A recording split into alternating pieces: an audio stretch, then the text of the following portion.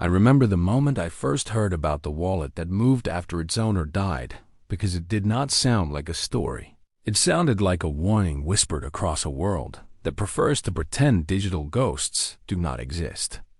There was something unsettling about the way people talked about it, always lowering their voice as if the air itself was listening. They said the wallet belonged to a man who lived a life so quiet that his presence barely left a mark. Yet his absence triggered a ripple no one could explain. The first time I saw the transaction logs, I felt a weight I could not describe.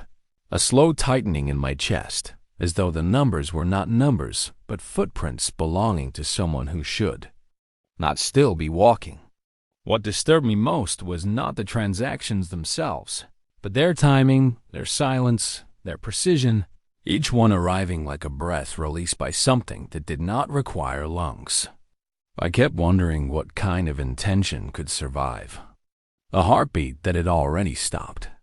The more I replayed the details, the more impossible it felt, yet the impossibility was exactly what made it so believable. Mystery grows best in the darkness, created by details that refuse to fit, and this wallet had more of those than anything I had investigated before. There was a chill in the idea that a person could leave behind something that continues acting, without permission, without logic, without life. It made me question whether the dead ever truly lose their grip on what mattered to them, or if some part of them lingers just enough to disturb the world they left. When I looked deeper, I realized the story did not begin with a death.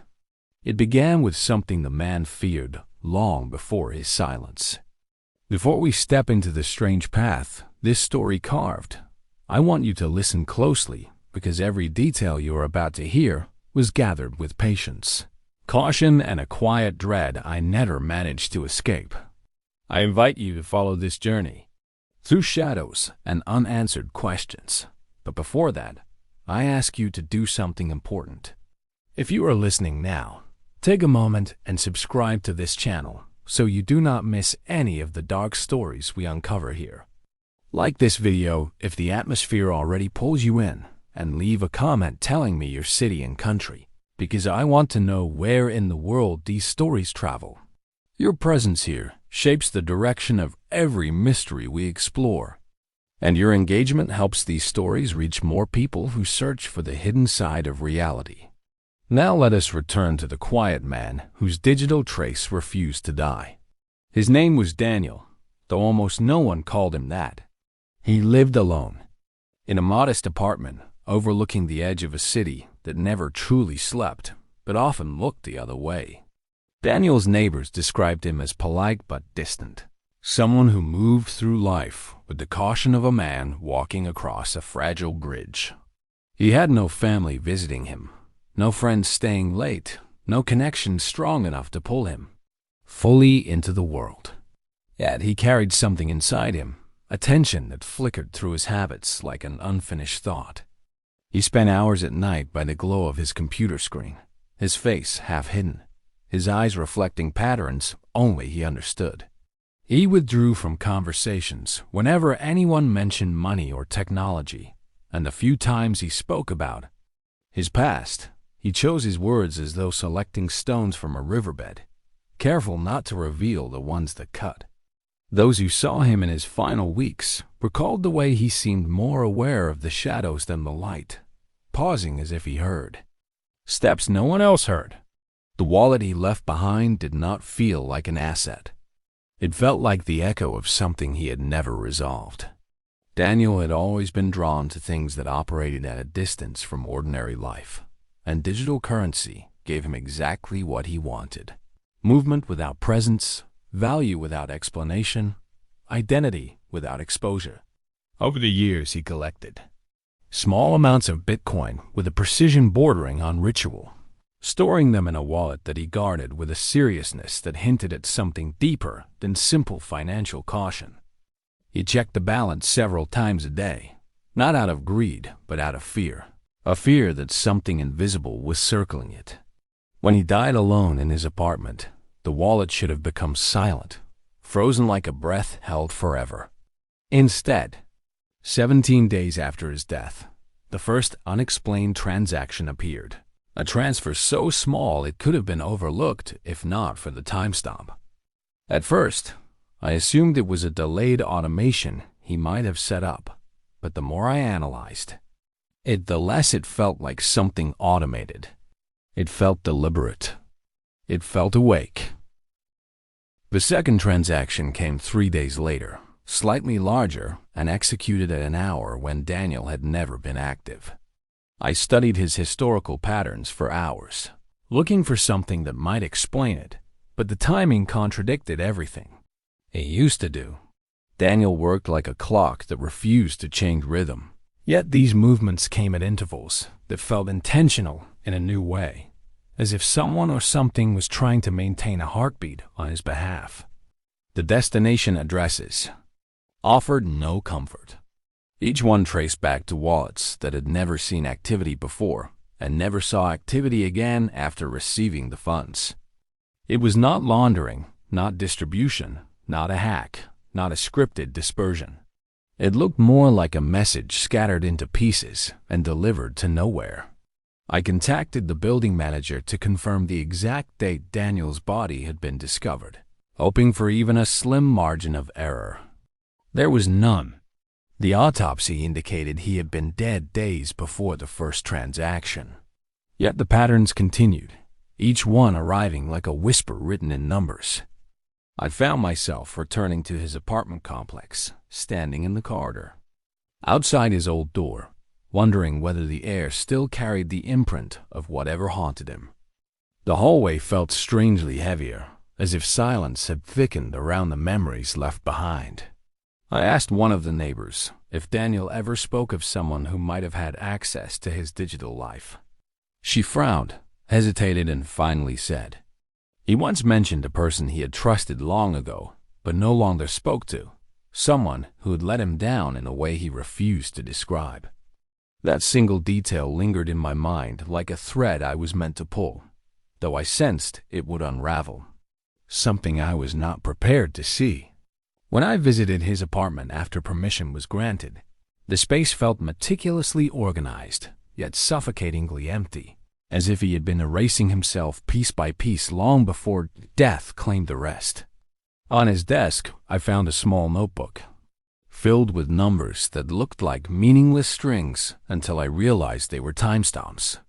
There were hundreds of them, neatly written, each with a short note describing a feeling, a sound, or a glance over his shoulder.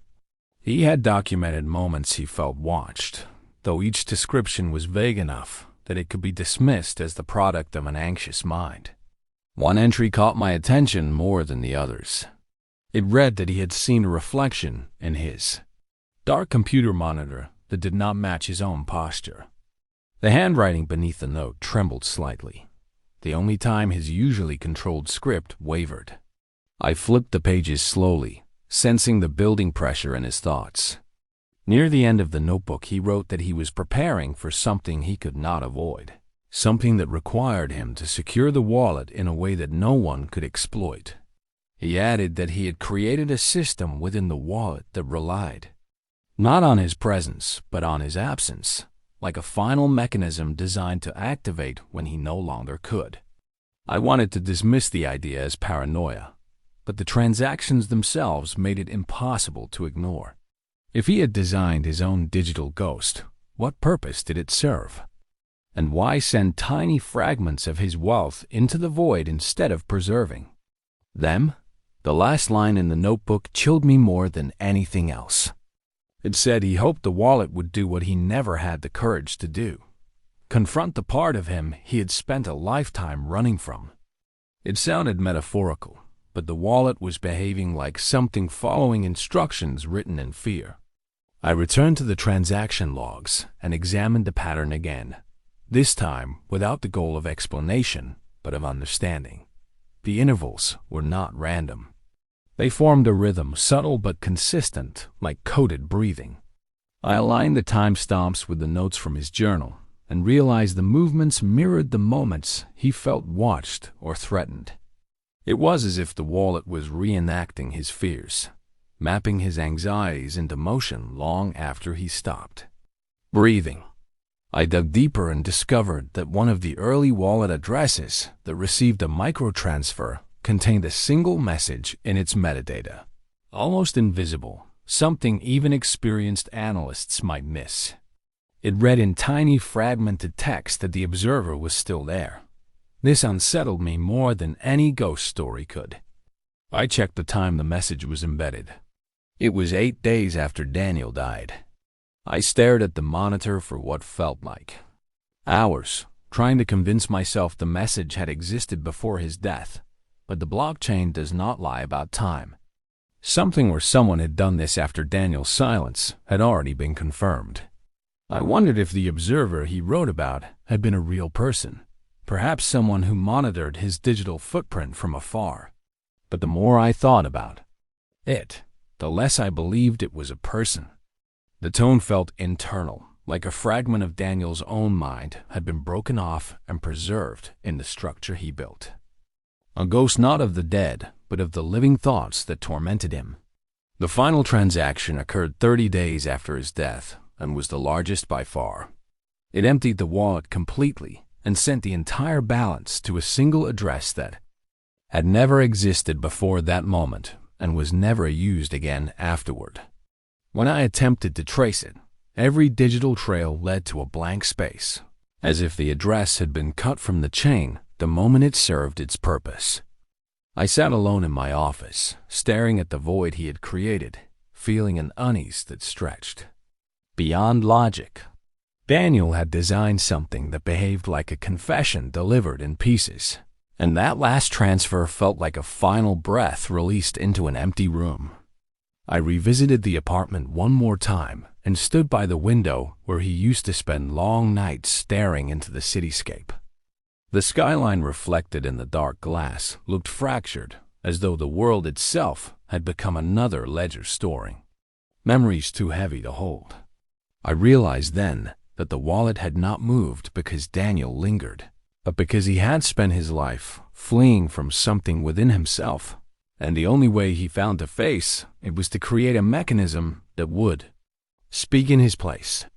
His transactions were not footsteps from the afterlife, but echoes of a man who feared silence more than death. If there is a lesson to be taken from this, it is that unfinished fears do not disappear when we do. They remain like signals broadcast into the future, waiting for someone to notice. As you reflect on Daniel's fragmented legacy, remember that every person carries hidden rooms inside their mind, places even they refuse to enter. Sometimes the things we build outlive us not because they are powerful, but because they carry the weight of what we never resolved. If this story left you with a sense of quiet unease, let that feeling remind you that mysteries do not always come from the unknown. Sometimes they come from the parts of ourselves we hope no one ever finds. Thank you for staying with me through this entire journey into the shadows. If you have not yet subscribed, I invite you to join this channel so you do not miss the next dark story we unravel. Like this video and leave a comment telling me your city and country so I know where this story reached.